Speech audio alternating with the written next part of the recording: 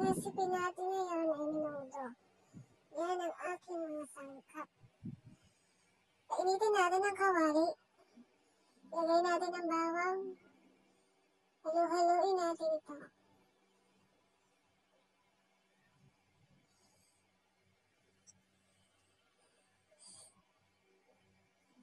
Isunod natin ang sibuyas.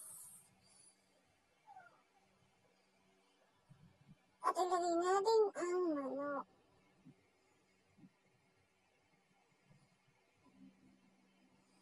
Then, haluin natin para magsama-sama. Sinsya na sa mukha.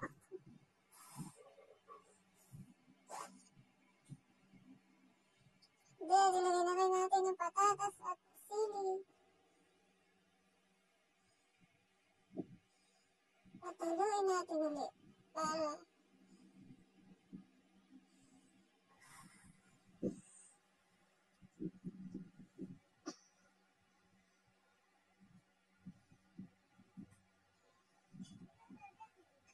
at lagyan natin ng toyo.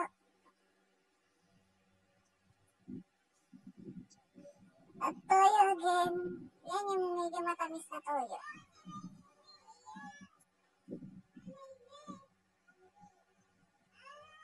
Saka ng paminta. Paminta.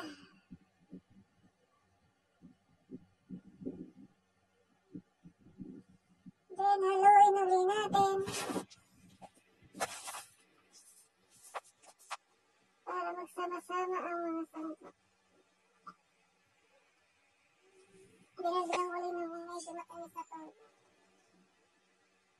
At ilagyan na natin ng suka. At pag okay na, takpan natin ito. Itay natin kumulo. Haluin ulit natin para kumapit ang toyo.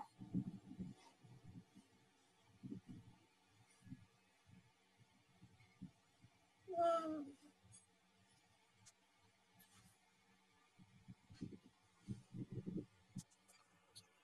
Then, yan na. Luto na. Medyo ano na siya. Okay na.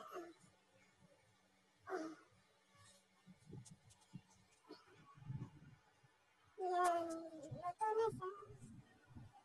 Ay, mekos na yan.